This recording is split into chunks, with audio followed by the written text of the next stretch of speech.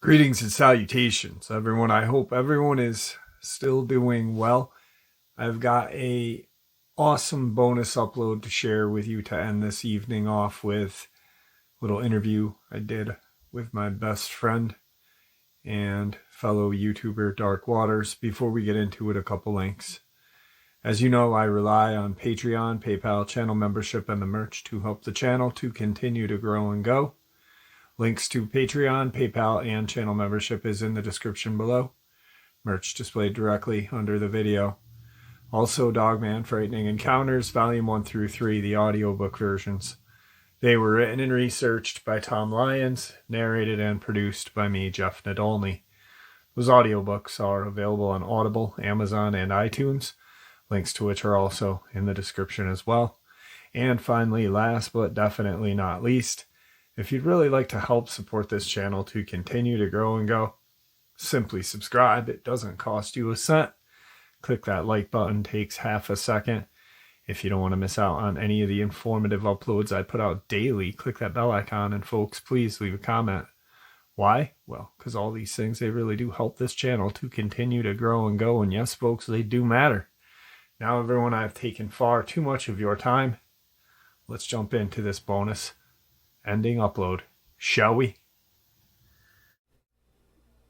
All right, guys, tonight's going to be an interview with one of my most favorite person, good friend, person I look up to, person I talk to when I get a little upset about things and yada yada. Dark Waters. Let's get into it. All right, everyone. Today I have a very good friend of mine with us. Dark Waters, how are you? What up, Jeff? I'm doing well. What's happening with you, brother? Not much at all. I am excited to have you on and just kind of talk about things. You know kind of what I want this to be. I don't have a direction to go. I just want to talk cryptid, talk community, and have a good time. I really like to start talking about how the field, the cryptid field or paranormal field in general, it's based on theory, you know, and I have my own theories. You have your own theories on things. And I think that it's a really cool thing that you and I have as friends, because you have a theory of these cryptids, dogmen, migrating, and I disagree with that. I don't see it happening. I see them moving, but yet me and you we can chew the fat about anything and not be at each other's throats. And I think that, you know, the community as a whole should see two different people who have two different views and are two different spectrums can get along. So maybe by showing the community this, more people can start getting along and just accepting other people's theories as, hey, you know, this is a theory. It's a good theory, but you know, your migration theory. What made you come up with that theory? How did you come about that theory? Okay, so the migration theory came from data points. And it actually, it goes back to a conversation you and I had, truthfully. A couple of years ago, we were just talking about, you know, different spots where people were seeing Dogman. And we were talking about, like, locations outside of national parks and just these specific locations, and I was like, I need to go back and look at my data points, right? And so I went and started actually extracting data points of locations, because there was a time period where I used to tell what the locations were, and then I stopped because people were going to the locations doing stupid stuff. But I always made a note of the locations, so I had a whole notebook full of locations. And so I said, let me just start plotting these locations. I'm talking about GPS coordinates, the whole nine. So I started plotting them. Boom, boom, boom, boom, boom, boom, boom. And I went went over all, at that point in time, it was like 540, close to 600. It wasn't fully the full 600, like 540 verifiable Dogman encounters. At least my definition of verifiable, meaning that they went through my vetting process, right, which is proven to be pretty accurate. It's up for debate whether it's 100% accurate, but I'll give it an 89, 90% accuracy. Give myself a 10% error, margin for error. Right. And so I just started plotting them. And then when I plotted them, they went, it had two divergent routes, and it was like a gigantic loop. And it went through Louisiana, up between Louisiana and Texas, up north, cutting north, south, east, cutting west, cutting east, then up the Appalachian Trail, and all the way back around, and it came back across Oklahoma and came back down. And it always went back down into South America. Mm-hmm. And so then I started focusing more on the few contacts I had at the border. One guy in particular, I was like, look, I need you to put me in contact with anybody who's seen these things down there in your area. So he starts putting me in contact with neighbors and friends, and those people didn't want to go on record. They didn't want their story told, but they just wanted to talk. So now I'm talking, and then that's when I start finding out about the Mexican red deers, which is these red fur deer that are being run into. They're coming from, south of the border, and they're being run across the border and herded into America. And, multiple landowners seeing these deer and seeing Dogman.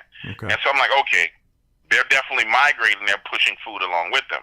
So it's a theory. I have the data to support it, so I just put it out there. The problem that I think we run into in this community is simply this. None of us have the technology or access. I'm pretty sure there is technology. We don't have access to the technology like spy satellites, drones, predator drones to monitor the activity. So what we do is we put together our best evidence and present our theories, and then people get on board with the theory and they take it as its absolute law. You know what I'm saying? Right. And I'm not saying my theory is absolute law. It's a theory, but it's a well-placed, well-organized theory based on evidence. Yeah. And based on data points. And so I put it out there to the public. But the real thing is, if we take a 30,000-foot view of let's just say the topic of Dogman. We take a 30,000-foot view of the topic of Dogman. There's data points all over the place. So we have Vic Cundiff, who has his, I think Vic has like 500 interviews. There's data all through all his interviews, right? Yep. You have my interviews and my stories. There's data all through those. You have like your stuff. There's data all through that. There's Josh Turner, data all through that. And anybody else I'm forgetting, forgive me. I'm just naming big names that I can remember off the top of my head. I'm not trying to downgrade anybody. But everybody has data points. But if you're at a 100-foot view, you see the personalities, you see the conflicts, you see the drama. But once you get up to 30,000 feet up in the air, and you just purely looking at data, okay, this guy said this happened here, how do we verify the truth of this? And then you go through trying to verify how true it is, you have an entire picture of what's going on. The problem is we get bogged down at the 100-foot level. Yeah. So when I roll out my data, I try and roll it out from a 30,000-foot point of view to where anybody can look at it and say, okay, I can understand and digest what's being said. I didn't want to put out the actual coordinates themselves. I put it in the general vicinity of the coordinates. I didn't want to put out my actual coordinates because then I get into the whole, I'm a Dogman researcher. I'm going to go to these coordinates. And some of that's private land. Some of that's public land where families are. And I know that there's certain people who want to hunt Dogmen. Yeah. You go on somebody's property and you shoot it and you cause a problem for that family that homeowner, then it's really my fault because they trusted me. So, yes, there's different theories. Yes, we're going to have different theories. That is the healthiest thing for us all. Absolutely. And it's the healthiest way for it to be because now you're getting all this information. And this is the crazy thing, Jeff. People listen to all our content. Even though Vic and I don't get along, they listen to me, they listen to Vic, and this other person, they listen to everybody's content. It's just that somehow we allow ourselves to get kind of balkanized into these groups. I believe they're flesh and blood. I believe they're ethereal aliens. I believe they're this. No. There's a possibility that it's actually all those theories are true. Yeah. And it's better to put all those theories on the table in order for people to digest them. Like I've said hundreds of times on interviews, my theories are there's a 4-lane highway. there's an original Dogman Nephilim-like creature that was created by the sons of God when they fell and they corrupted the planet. Whether you believe those sons of God were angels or whether you believe they were aliens, they were genetically modified a long time ago. Then I said, there is someone who went out, and I know for a fact there were people who hunt DNA. There's someone who went out and hunted that DNA and then genetically modified it again. So you got two genetically modified versions. Then I said, there is a version of these things that has absolutely nothing to do with any of that. It's demonic, and it's purely demonic manifestations that are happening in people's houses in weird and crazy places. And then the other theory is it's misidentification and people seeing things that aren't actually a Dogman. It's something else. Right. In some cases, it's a Bigfoot. So those are my theories, but I leave myself room because I think the fourth one is not that. It's the alien thing where it's literally something from another planet or interdimensional coming here. Right. Demonic, interdimensional. When you take the Bigfoot theory of Bigfoot, the Bigfoot looking like one, you drop that in the first group of the original Nephilim type thing. Yeah. So those are the four theories in the four-lane highway that I tell people that they need to drive on when you're talking about Dogman. And the reason why that's important is because it encompasses a lot of the possibilities.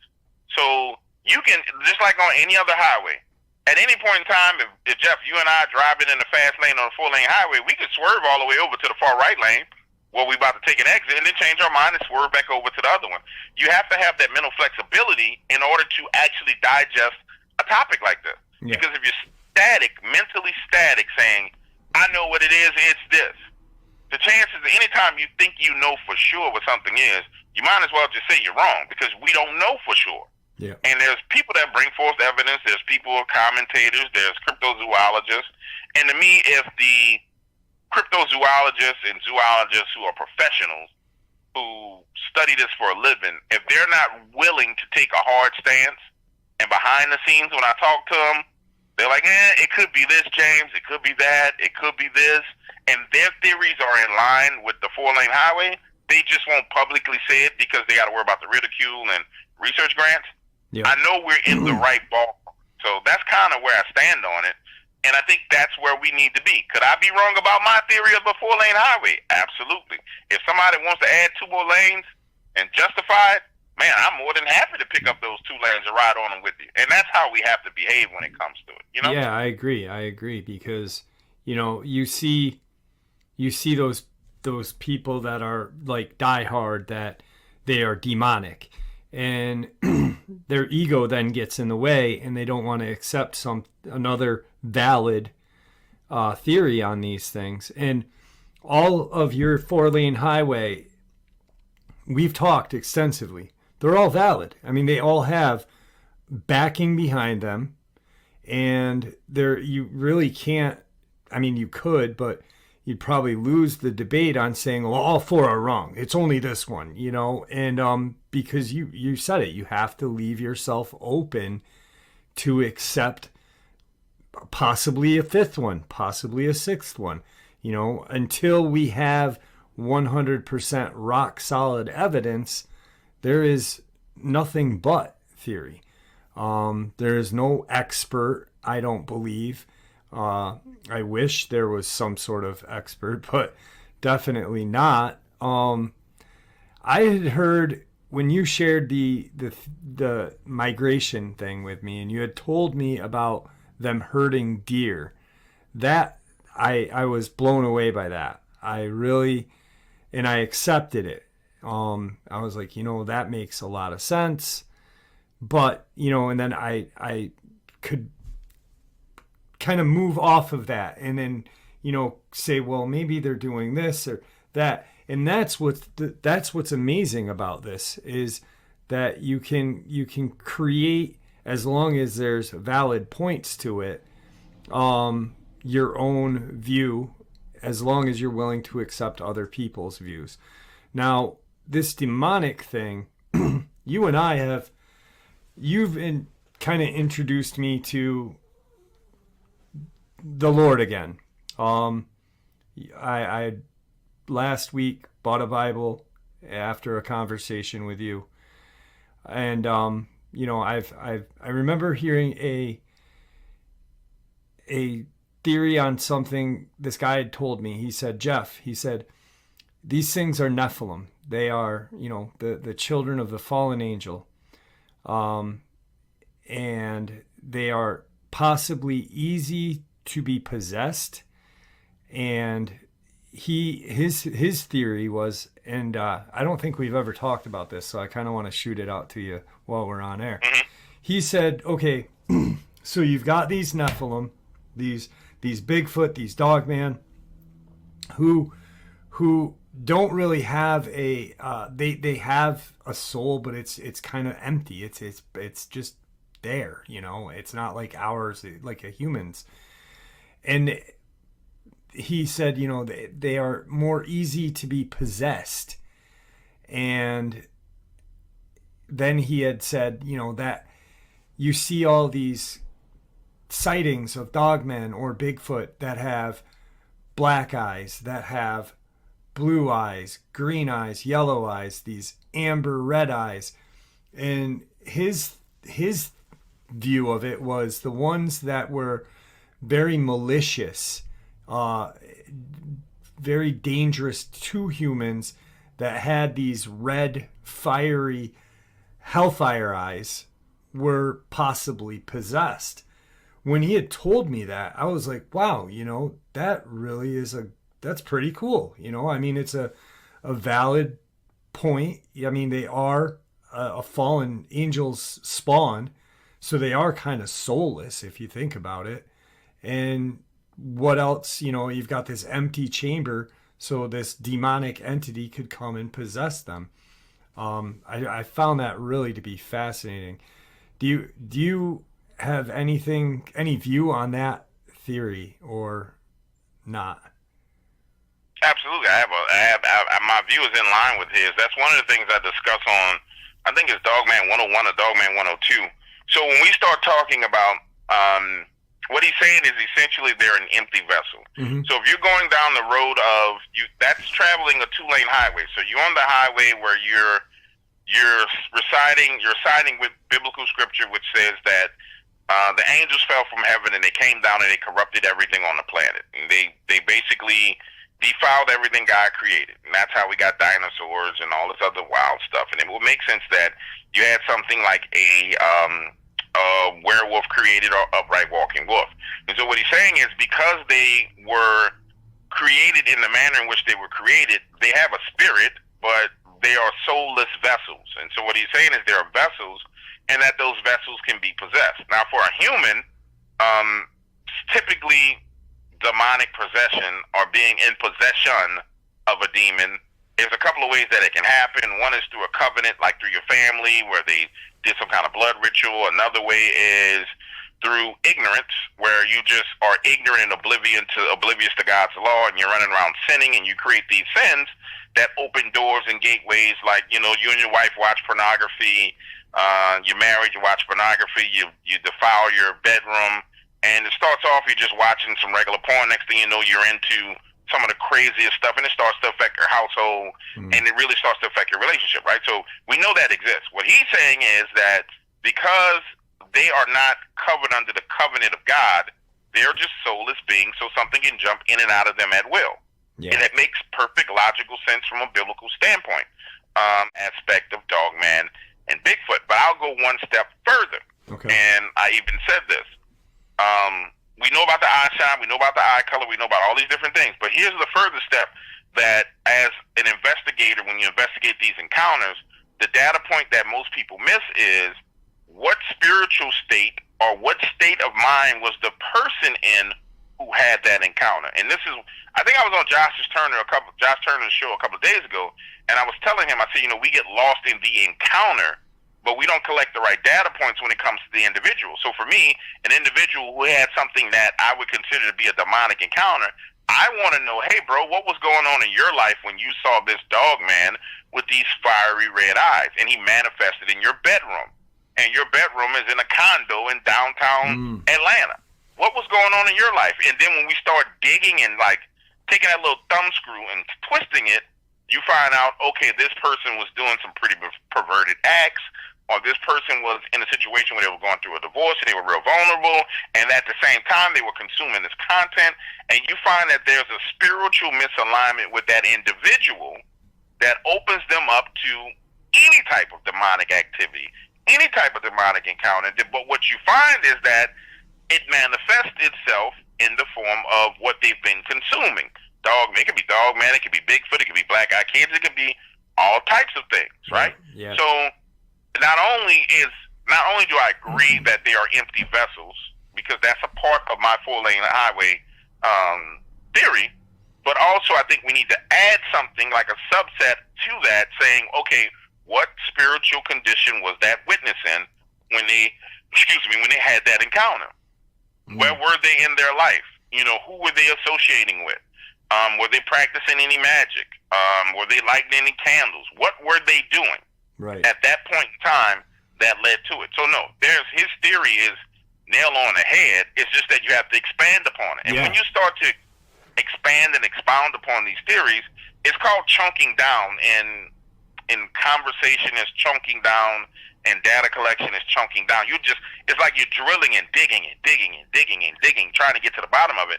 As you chunk down on these theories, you start to see these little small things that people have in common. So, for example, just off the subject, Black Eyed Kids, right? Yeah.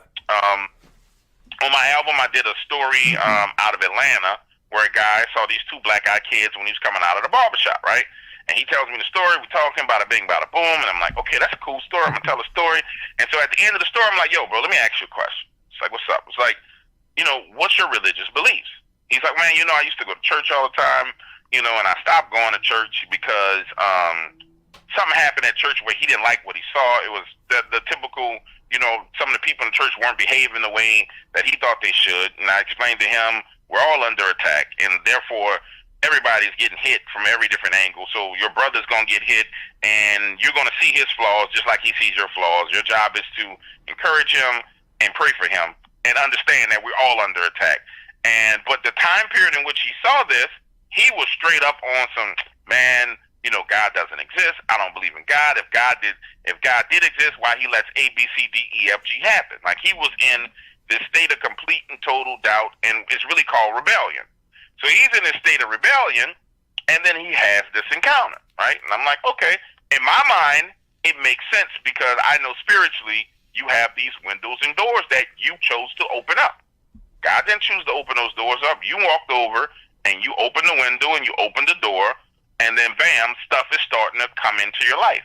And then when he started talking about other things that was going on in his life, it was mighty peculiar that he was having these other issues. Right. Like, he was being plagued by these crazy urges that he was like, bro, I ain't even that type of dude, but I'm looking at certain aged children, not children, but I'm looking at teenage girls in a manner which I shouldn't. Like, dog, I'm 27 years old, but I'm looking at this teenage girl thinking she looks good, and that's just crazy. He's like, I'm catching myself saying, yo, that's perverted.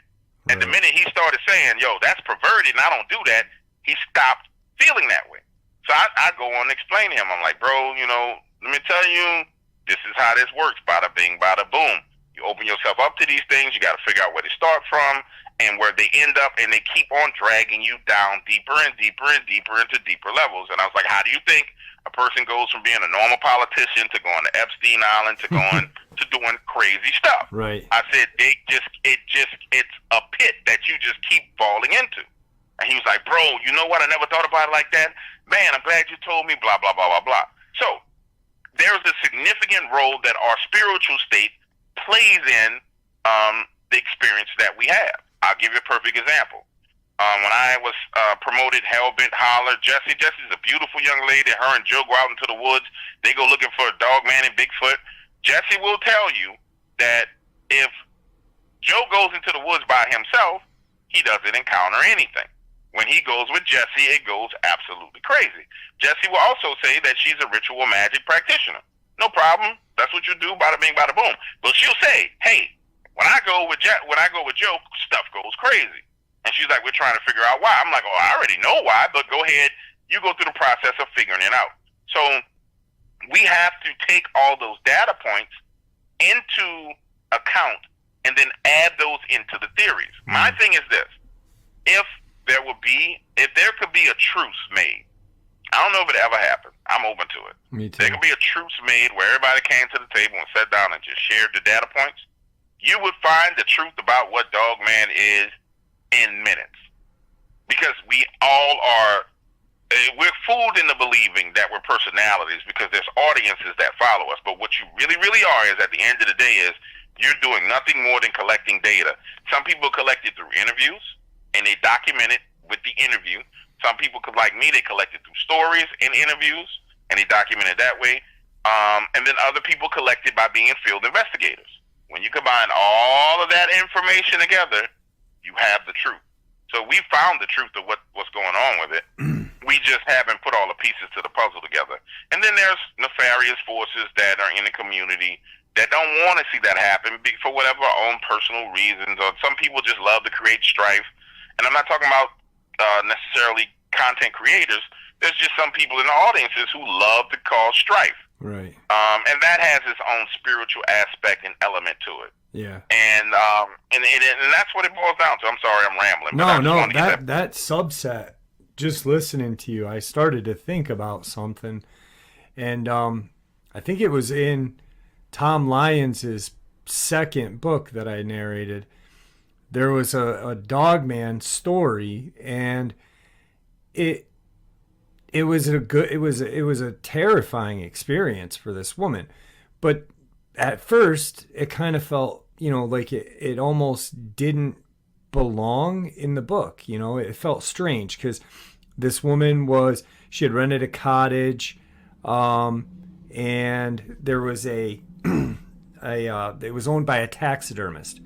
And in the basement, that was the guy's taxidermy area. It was like an Airbnb cottage. And then she kept seeing this Dogman outside of her home, or outside of the cottage. She called the person who was in charge of the property. They came down. They didn't see the creature. The creature was outside the window. She goes to the other window to see the guy. She runs outside to, warn him, but nothing happens. And then at the end of the story, before she leaves this cottage, she has this experience where the Dogman is then in this cottage. It's in her room. And like the subset that you just said, what was this lady or this person? She was going through a divorce, and she was isolating herself, which then brought this demonic entity into her life. And that explains 100% why this creature was inside the home, why it was only her that could see it, but there was actually physical evidence that people could see, like the ground being torn up by a window. I never really thought about it like that until you just said that subset. And as researchers, we should look at that, and you're exactly right. And wow, thanks for pointing that out, because that really can answer a lot of different experiences and encounters that kind of don't make sense. Because I was like, well, it makes sense because it's digging outside. Maybe it's going in for the taxidermy. Maybe it's mad, and then at the end of the story, it's in a room, and I'm like, it had nothing to do with the taxidermist at all. It was all on her. But that's how it works. And see, when we start talking, so those are the roles that we play. For example, we as content creators can lay out the highways because we have we talk to the people, we get the evidence, we have those conversations. So then there's the role that the audience plays, the subscribers and listeners play, because they are content consumers. So as a content consumer, they can sit there, and if they know about the highway, they can further validate. They can further validate what's being said, or they can disprove it. And it's really, really simple. Okay, you listen to Vic Cundiff on Friday, you listen to Dark Waters when he drops a story, you listen to Jeff when he drops, you listen to Josh. You are sitting there listening to all that content. If you use that same theory and you say, okay, well, this was said over here, and it's in line with what was said over here, which is in line with what was said over here. Now you start to see, okay, maybe there may be some truth to it. Or you may say, well, okay, this was said over here, and it contradicts what was said over here, and you put it to the side, and you keep looking for similarities. The conflict in this community comes with the contradictions because we tend to focus on the contradictions. But the solution in the community is the similarities. So contradictions lead to conflict, and that's why you see that there's conflict about whether it's a spiritual being only or whether it's a flesh and blood being only. That's because it's a contradiction, and contradictions naturally lead to conflict. That's a part of, having contradictory opinions. You have to discuss them. But if you just look for the similarities and point out the similarities, you're going to get to the same spot without the conflict.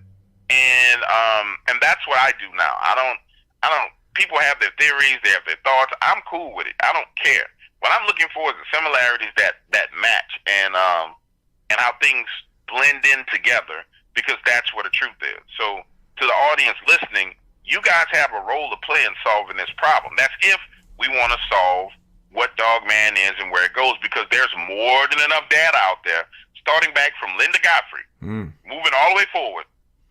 Dude, there's way more than enough out there to come to a final conclusion about Dogman. Like, I'm at my point where I'm getting ready to pivot away from Dogman because I've come to some conclusions. I'm putting together an official report with that people going to be able to download, with locations, with pictures, with all kind of stuff, and I'm going to put it out there. And then I'll still touch on it, but I'm going to move on to my next thing that I want to know about, because at the end of the day, when you go too far with it, in my opinion, it becomes an idol. So now I'm idolizing Dogman, and everything I'm doing is about Dogman. And so therefore, my income is derived from Dogman. That's too much power for one thing that could be derived from fallen angels to have in my personal life. I don't know about nobody else's life, but that's too much power for that to have over me. To where, and guys, anybody who's been listening to me, I was the first person to call it out. I was like, yo, there's something demonic about this, and that's this crazy way people are acting, and man, there's something wrong with this. Yeah. There's something spiritual to it. I was saying that 5 years ago because I discovered it. Yeah. And it's not saying, and I'm not saying that anybody's wrong for researching or looking into it. All I'm saying is, get up to 30,000 feet up in the air and look at it. Look at it. If you're listening, if you're listening to what I'm saying and you consume content, back out away from every personality. Just imagine yourself being 30,000 feet up in the air, and you're looking down on the globe of Dogman. And then look and see what's there. And you're going to discover some things that you're going to be like, holy crap, it all adds up. It all makes sense. The killings, the dead people, the people attacked by wild dogs that don't make no sense. Like, you will see where it all starts to create this picture. But you can't see that picture if you're close to it. You got to be way up there in the air, and then you come to some conclusions, and you can let it go. You know what I'm saying, to a certain extent, and then keep it moving. Right, yeah. Because then I agree. It does. It, like, I record. I'm in my studio all the time, and there's times that I'm just like, I am completely obsessed with Dogman.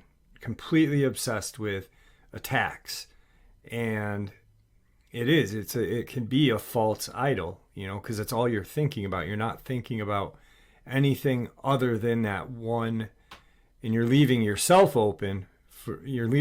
vulnerable for an attack, a demonic attack, and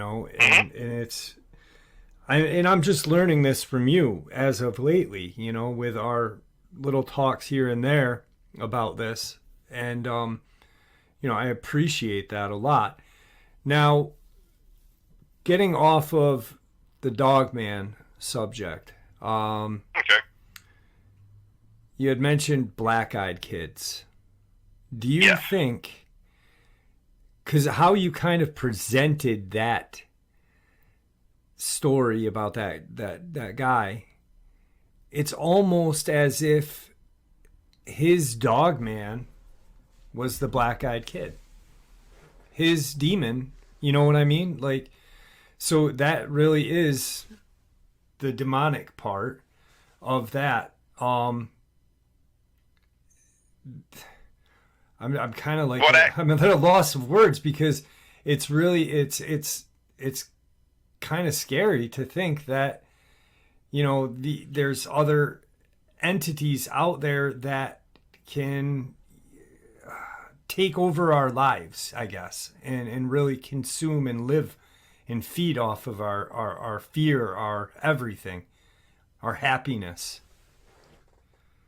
No, I got you. Well, so in that was one scenario in one case. So I've talked to a lot of black eye kids witnesses. So that was how it related to that Dogman encounter. So I can give you countless black eye kid encounter and black eye individual encounters.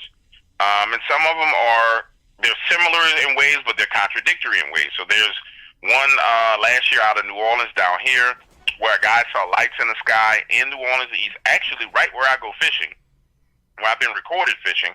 He saw lights in the sky. Late at night, he's out on the bridge. You see these lights in the sky. He heads back to his car, and there are two kids there with black eyes standing next to his car. But it seemed as if it was directly correlated to some type of UFO activity. But then you skip to other areas where people have had encounters where they've been dealing with individuals, and it was pure possession where someone was actually possessed, like hardcore, you know, I got a demon in me, and their eyes turned black. And they're laughing, acting crazy, their eyes turn black, and everybody sees it, and then it goes away. So I'm not saying that it's purely demonic. What I'm saying is, again, in order for us to find the truth of these things, we need to document it for what it is and get the right data points. Clearly, there's something associated with UFOs or extraterrestrial activity that lends itself towards this black eye kid theory and phenomenon, and sometimes it's black eye adults. Then there's other things that are purely demonic activity, demonic infestations, and demonic possessions. And then there's things like what happened to the guy in Atlanta, where he's on his way home, misses the bus, and he finds himself like caught in this vortex where he can't, like, time is moving slow inside this vortex where he is. Like he entered into some other kind of parallel dimension.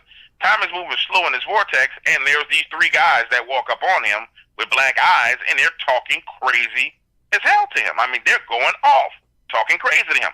But he's in this vortex, and he sees people coming out of the restaurant, walking at a rapid pace, cars moving at a rapid pace, everything going at a rapid pace around him, but his interaction with them is slowed down, and it's like he's being tortured.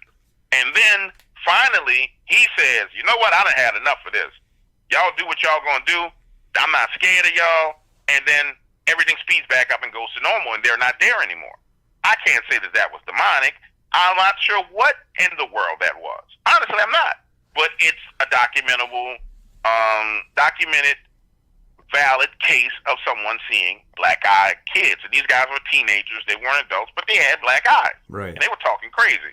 So I don't think it's one lane in the highway when we deal with that. I think it's multiple lanes, and I think we just need to document it in those multiple lanes of the highway. So we need to say, okay, one of them is clearly something demonic, one of them is clearly something extraterrestrial, and one of them is something I'm not sure, maybe it's interdimensional. Somebody may say interdimensional and extraterrestrial is the same thing. I'm using those words differently. Extraterrestrial being alien, interdimensional, I'm saying being something that came from some kind of portal. Right. Somebody may say, well, aliens come from a portal. I'm just saying, for my terminology and the lexicon I'm using, those are two different things, and those are the lanes in this highway that I've seen. Are there more? Probably so. Does somebody have more data points? They probably do. I haven't really dove into black-eyed kids like I should to get more data. So in the future, I will be. Same thing with Bigfoot, same thing with all these other topics.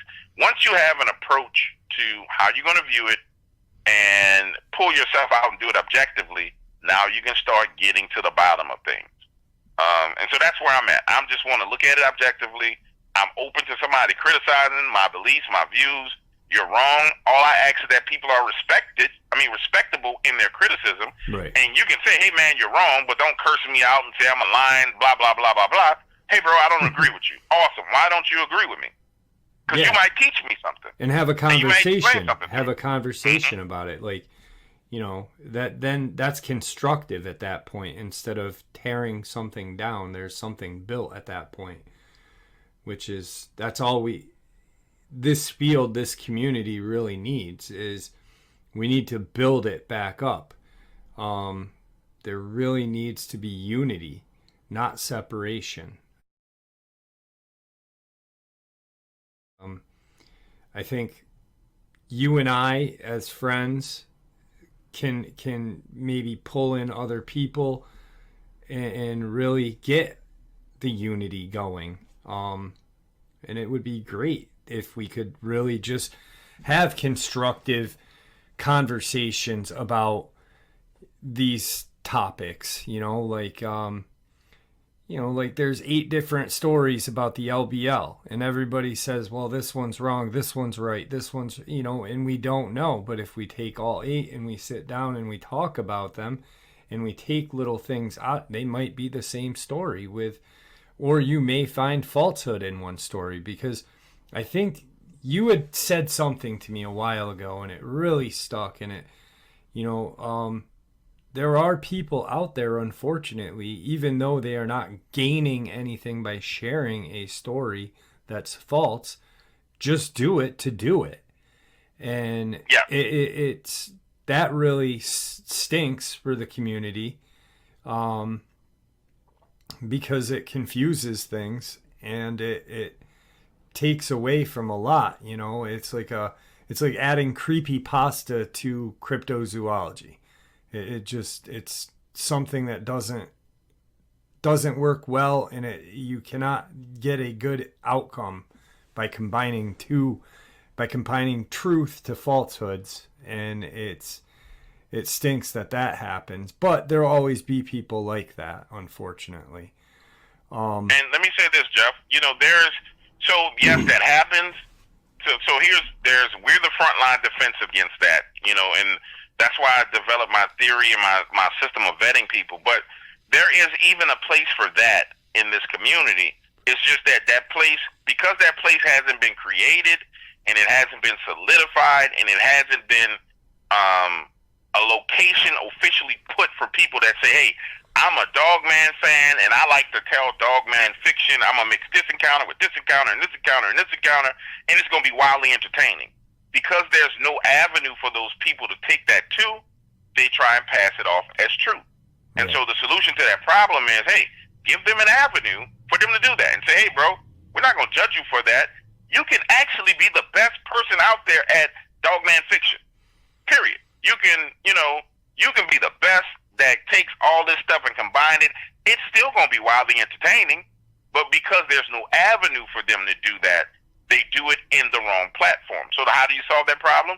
Give them an avenue. Somebody needs to be there that says, hey, this is Dogman fiction, but I'm going to tell a story, and it's kind of like Jack Tales. I think it's what they call it, Jack Tales. Where somebody just gets on there, and they just make stuff up, and they spitting it, and it's a Jack Tale. Somebody needs to start a channel where they have call-in Dogman Jack Tales. It'll be the biggest thing. It'll be a smash hit.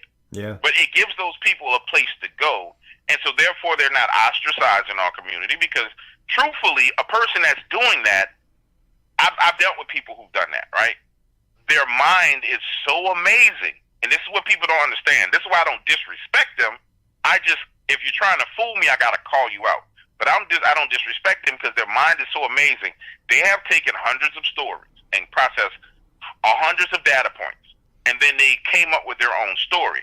That same person, when I talk to them, I say, well, hey, have you ever heard an encounter where there was a Dogman with gray fur, black stripe down the middle, and I give them like intricate details, because I'm looking for an answer.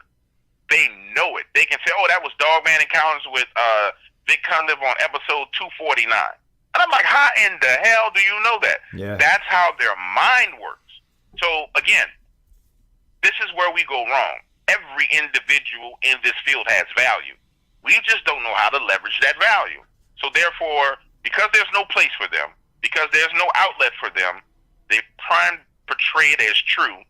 And if we just gave them an outlet, they would go there and they would do it, and it would be phenomenal. And everybody would respect it because it's in its proper place.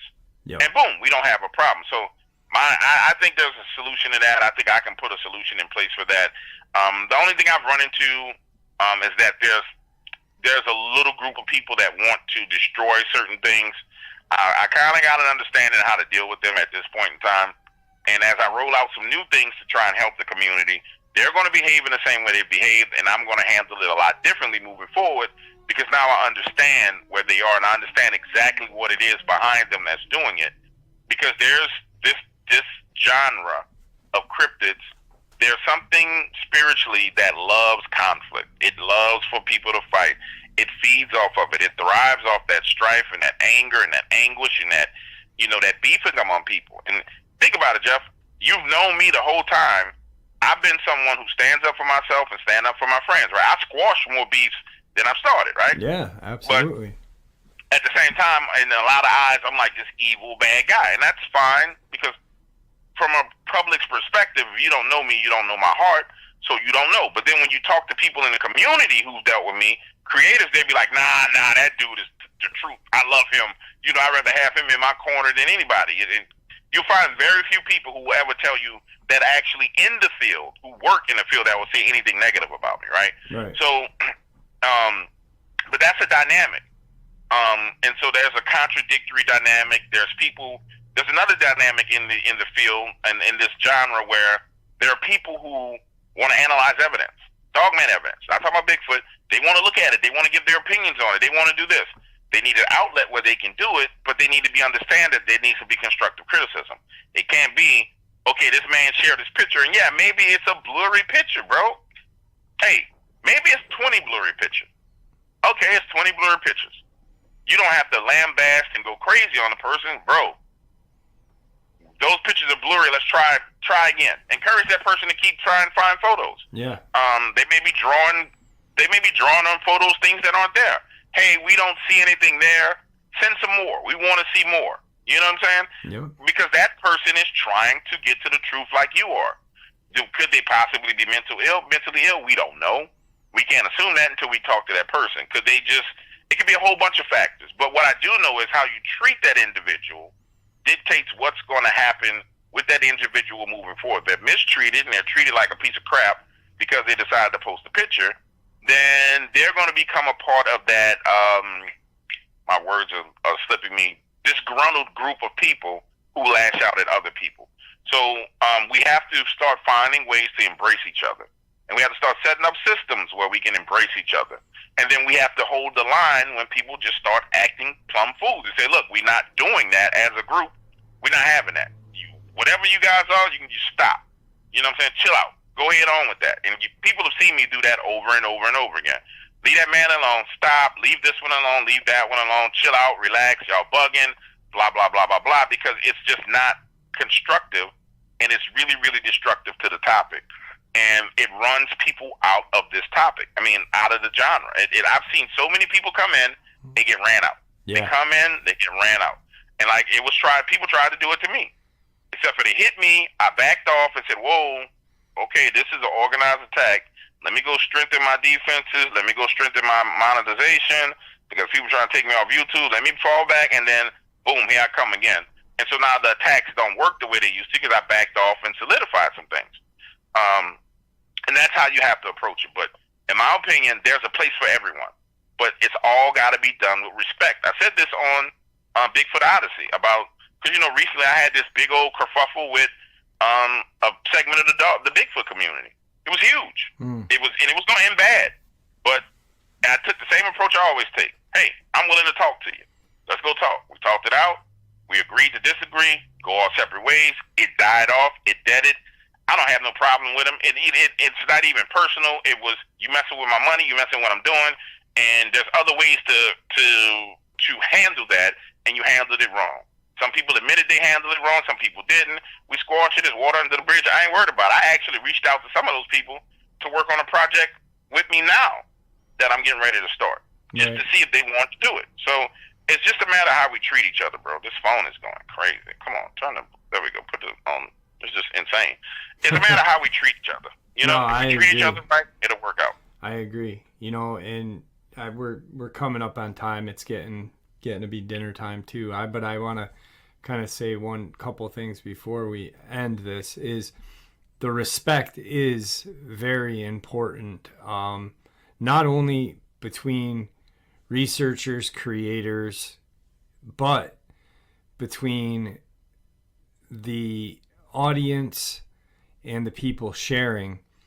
Because let's say you've got someone that has had a horrific experience, that had been vetted. It's 100%, an absolute terrifying experience, and they've got a picture, and it's not the best picture, but they can see what they saw that night, and they know that this experience happened because it happened to them, and they share the picture with their experience, and out comes the disrespect, out comes the maliciousness, and that person then gets kind of attacked twice. First by whatever they experienced, then by the audience or a select few of those audience, and it really kind of detours people from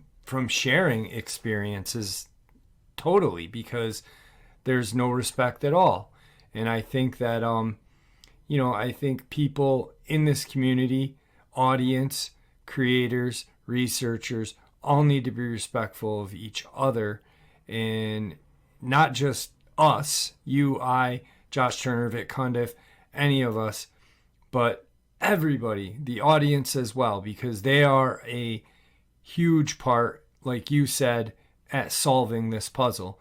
They're sitting at home listening to data that we've collected, listening to stories that other people are sharing on our channels, and they could easily have answers that could help solve the puzzle. Absolutely. And there's a movement towards that happening. It's a tsunami wave of that coming right now into this community. There's a lot coming into this Dogman community that's going to hit people by surprise, because there's people coming in from different angles with different projects that they have seen those holes, and they want to fill gaps that are there. And I've talked to some of those people. Like, a lot of people approach me over and over. Hey, we want you to be a part of this. And I'm like, look, I'll help you, but I don't want to be on the forefront because it'll be issues, and I just want to see you get out there and get rolling. And so there's a lot of stuff coming down the pipeline that's going to change things. So, for example, like right now, all the Dogman stuff is centralized on Facebook, right? There's all these Dogman groups centralized on Facebook. Facebook owns all that data. They own all those posts. They've tricked people into believing that, you got your group and it's your group, but not. Technically, all that data belongs to Facebook. And so there are people coming in with portals that allow people to post their Dogman encounters, where people can vote on their Dogman encounters and vote on what they believe how true it is, how true it's not, where people can highlight things in their encounters and compare them to other encounters. There's all kind of things coming down the pipeline that are good for this community. It's just a matter of whether the community is going to embrace it or not. And if they embrace it, it'll get better. If they don't, and the community remains tribal and full of conflict, then they're going to do what I told them they should have did in the first place, which is I said, man, I wouldn't put that kind of money into that, because there's going to be forces that want to tear it apart, and you got to be willing to withstand. Happened when, oh my God, when Tony Merkel did his documentary. Mm-hmm. Tony Merkel's documentary showed the true interest in the topic of Dogman. It really showed it. Then one of the reasons why I promoted Hellbent Holler was because I said, let me just see how much more interest there is, like true interest, not so I promoted her. And you notice that video, she started off with like 9,000 views. That video went to 60,000 views. And it's because she got kicked into the algorithm. Sometimes you need to push into the algorithm. Once she got in the algorithm, it picked it up. People took notice of that. Like, they really took notice of it at places like Netflix and Amazon, and they're like, man, people are really interested in this topic. I had a couple of people reach out to me and say, hey, man, would you be interested in doing a documentary, blah, blah, blah. And I'm like, I don't know. I'll be interested in being on the back end and trying to help him, but I don't know if I want to do my own thing like that. That's not the direction I'm going. I'm actually moving away from it. But I was like, I'll be more than happy to support you in any way. You need witnesses, you need this, you need that, blah, blah, blah, blah, blah. So there's a lot of interest in the topic that's going to get it exposure. The issue is we as a community have to support each other. Like I said, if Tony Merkel's documentary got 1 million views, everybody and their mama would be beating down his door to give him money to fund him to go find more about Dogman. Yeah. They would be funding him. He would be, because Tony is a handsome guy. He's funny. He's cool. Tony would be on television with a Dogman show right now. But we have to show that support to people who go about doing it, because he's got all the pieces to the puzzle. We as a community have to show him that support, and we can't be tribal when someone's out there trying to be successful. So once we fix that, the sky's the limit for the Dogman community. It really is. But we have to fix those little bitty small issues. And that may require some conversations between people who don't want to talk and people who don't get along. But in the long run, I'm telling you, it will bring more exposure to the subject and you will get more truth out of it.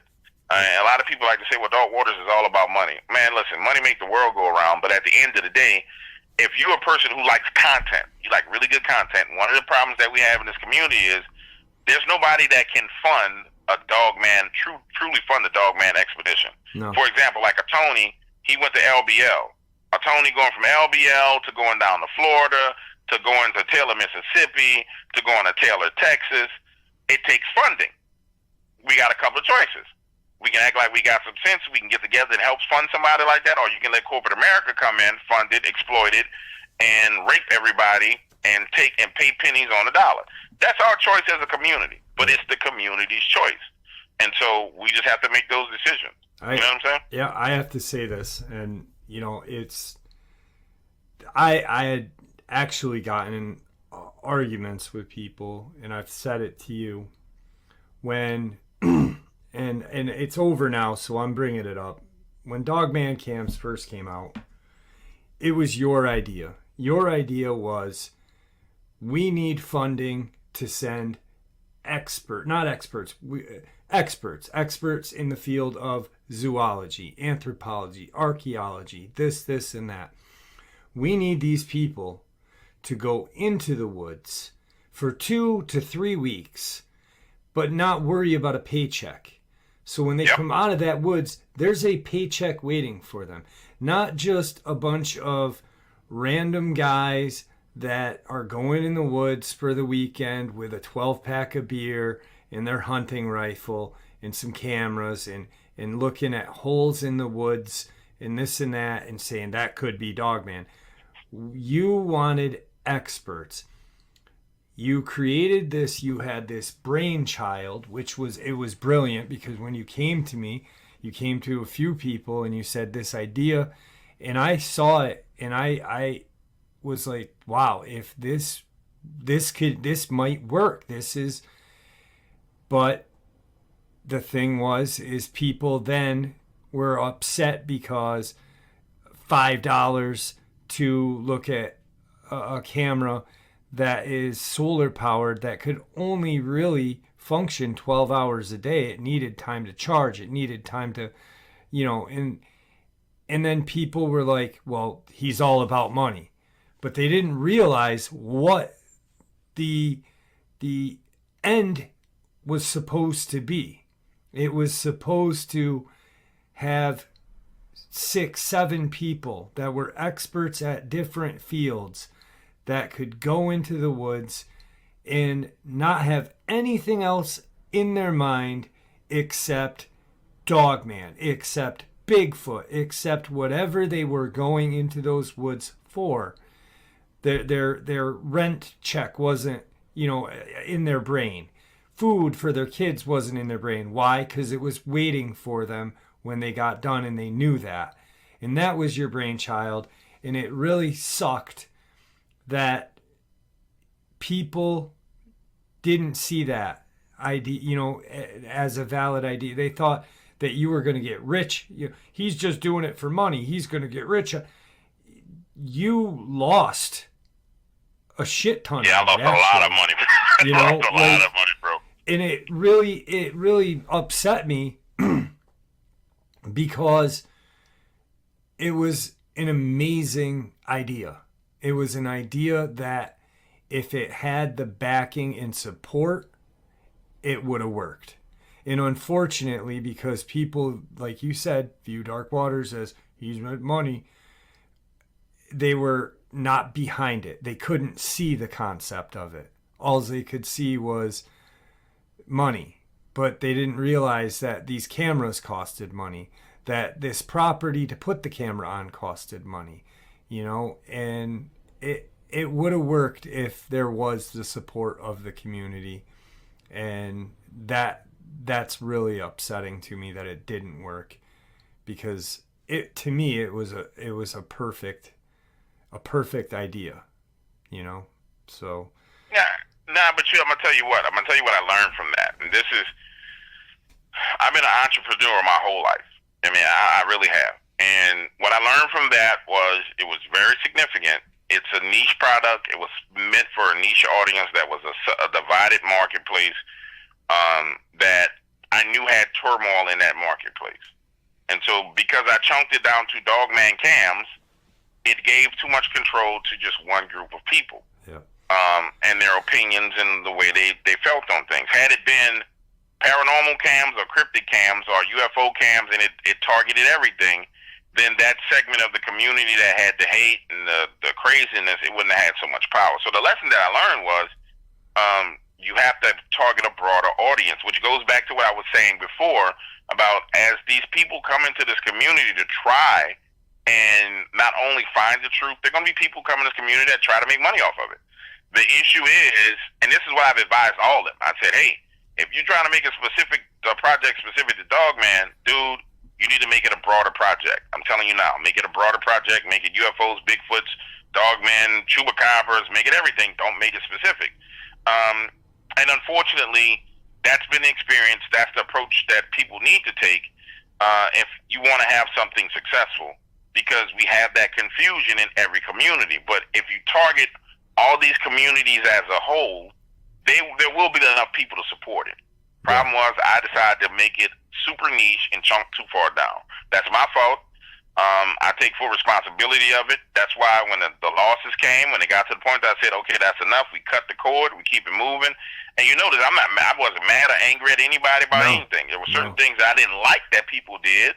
And when they did them, I made it known, because there were things behind the scenes that were going on that the public didn't know about. And there were things that happened that people kind of handled the wrong way, and they admitted it behind the scenes. But outside of that, it was a wrap, And so I'm not opposed to doing something else to try and get to the truth. It just has to be done on a broader scale. Yeah. That way, it doesn't chunk down and give too much control to people. Now, how does that affect the Dogman community?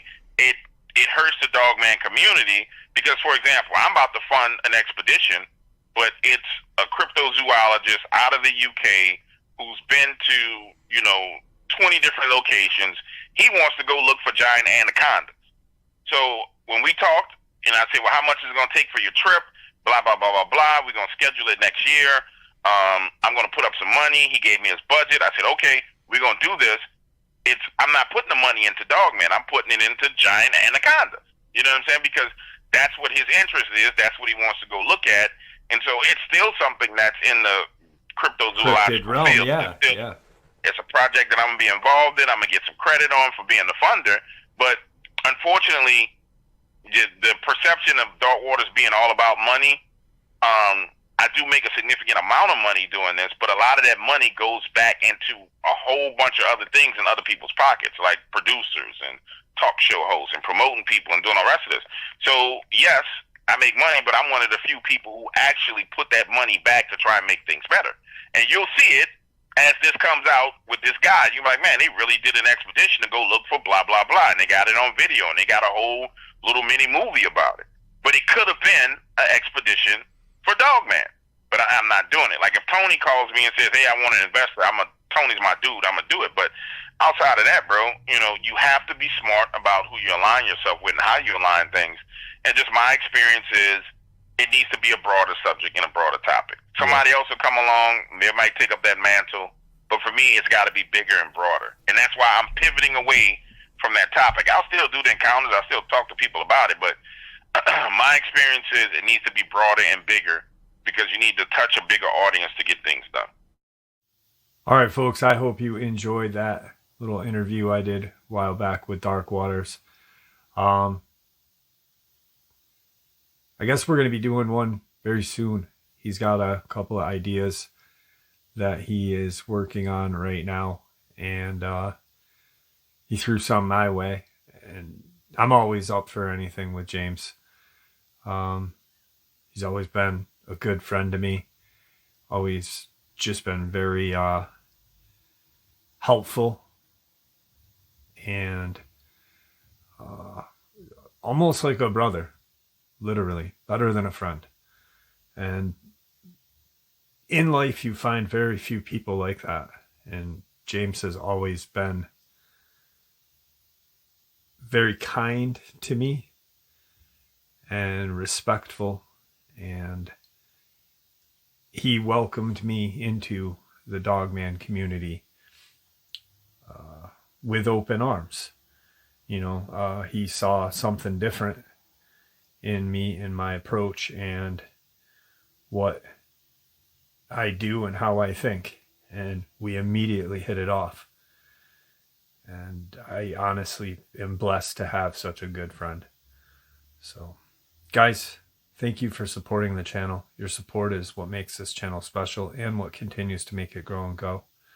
Everyone, please stay safe, happy, healthy, and ever vigilant, keeping an eye on our children, our pets, our family, and friends. These creatures are real. They're out there. They're dangerous. Share this info with the people you love and care about, and it may just help save their lives someday.